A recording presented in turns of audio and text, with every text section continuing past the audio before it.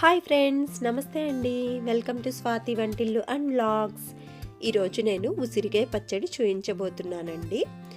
రోజుకొక ఉసిరికాయ తిన్నా హెల్త్కి చాలా మంచిది. చూడటానికి ఎంతో ఎమ్మీగా ఉంది కదా.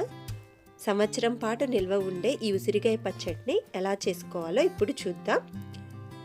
ముందుగా 1 కేజీ ఉసిరికాయలను తీసుకొని శుభ్రంగా కడిగి తడి లేకుండా డ్రై చేసుకోవాలి. ఇది నిల్వ ఉండే పచ్చడి కాబట్టి ఎక్కడా తడి లేకుండా చూసుకోవాలి. మనం చిన్న బాండీ పెట్టుకొని స్టవ్ ఆన్ చేసి 2 టేబుల్ స్పూన్ల ఆవాలు వేసి వేయించుకోవాలి. ఇవి ఇలా చిటపట్లాడుతున్నప్పుడు స్టవ్ ఆఫ్ చేసి ఒక గిన్నెలోకి తీసేసుకోవాలి. ఇప్పుడు అదే పాన్లో 2 టేబుల్ స్పూన్ల మెంతులు వేసి గోల్డెన్ బ్రౌన్ వచ్చే వరకు వేయించుకోవాలి. లో ఫ్లేమ్లోనే వేయించుకోవాలి. ఇవి 2 ఇలా వచ్చిన తర్వాత వేగాక వీటిని కూడా ఒక గిన్నెలోకి తీసుకొని చల్లారనివ్వాలి. ఇప్పుడు ఒక గిన్నె తీసుకొని అందులో 1/2 కప్ చింతపండు తీసుకోవాలి. నేను అన్ని ఇదే కప్తో మెజర్మెంట్స్ చెప్తున్నానండి, మీకు ఈజీగా ఉంటుందని. చింతపండులో ఈనెలు ఏమీ లేకుండా అంతా క్లీన్ చేసి తీసుకున్నాను. ఒక 1/2 కప్పు కొంచెం ప్రెస్ చేసి తీసుకున్నాను. ఇందులో బాగా హాట్ వాటర్ 1 గ్లాస్ పోసుకుంటున్నాను.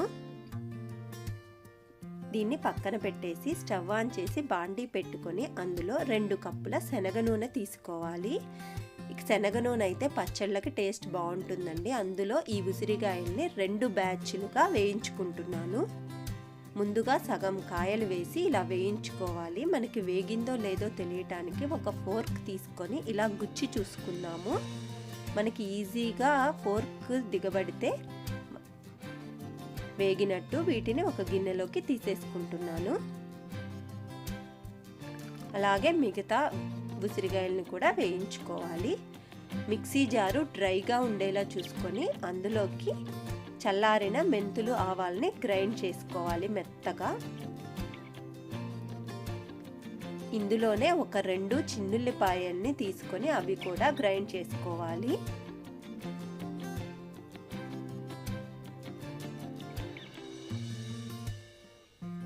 ఈ మిక్చర్ని ఒక గిన్నెలోకి తీసుకొని పక్కన పెట్టుకుందాం. అదే మిక్సీ జార్లో నానబెట్టిన చింతపండుని వాటర్తో సహా వేసుకోవాలి. అందులోనే 1/2 కప్ కళ్ళుప్పు తీసుకుంటున్నాను. దీన్ని మెత్తగా గ్రైండ్ చేసుకోవాలి. ఇప్పుడు ఉసిరికాయల్లో నూనె గోరువెచ్చగా అయిందండి, వేడిగా లేదు. ఆ నూనెని వంచేసుకుంటున్నాను. కొంచెం నూనె మాత్రమే ఉంచుకుంటున్నాను తిరగమాతకి. నాకు బాండీలో కొంచెం ఎక్కువ నూనె ఉండిపోయిందండి. మీరు మాత్రం ఇంకా తగ్గించి ఉంచుకోండి. అందులోనే 1 టీ స్పూన్ ఆవాలు, 2 టీ స్పూన్ల పచ్చిశనగపప్పు, ఎండుమిరగాయలు వేసి పోపు పెట్టుకోవాలి. అందులో స్టవ్ ఆఫ్ చేసి మాత్రమే చింతపండు గుజ్జుని పోసుకోండి. ఎందుకంటే నాకు ఆయిల్ ఎక్కువ ఉంది కాబట్టి చిటపటలాడుతుంది. అందుకే నేను స్టవ్ ఆఫ్ చేసి మాత్రమే చింతపండు గుజ్జుని పోసుకుంటున్నాను. మొత్తం పోసేసిన తర్వాత అగైన్ స్టవ్ ఆన్ చేసుకుంటున్నాను. ఇప్పుడు మీడియం ఫ్లేమ్లో పెట్టుకొని దీన్ని బాగా ఉడకనివ్వాలి. చింతపండుని మధ్య మధ్యలో తిప్పుకుంటూ ఉండాలి. ఈ ఎండుమిరగాయల్ని తీసి నేను ఉసిరికాయల్లో వేసేసుకుంటున్నాను. చూడండి, మనకి ఇలా కలర్ మారుతుంది.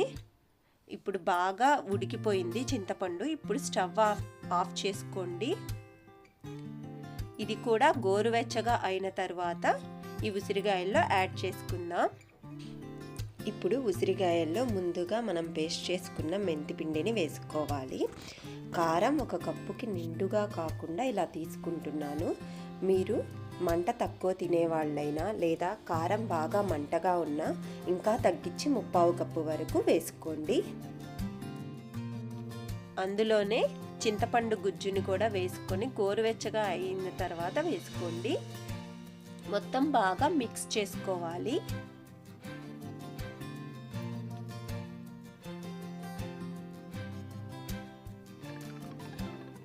ఇలా మొత్తం బాగా మిక్స్ చేసిన తర్వాత ఇలా ఉంటుంది. దీన్ని ఒక 3-4 డేస్ బాగా ఊరనివ్వాలి. ఉసిరికాయలోకి ఉప్పు కారం అంతా బాగా పడుతున్నప్పుడు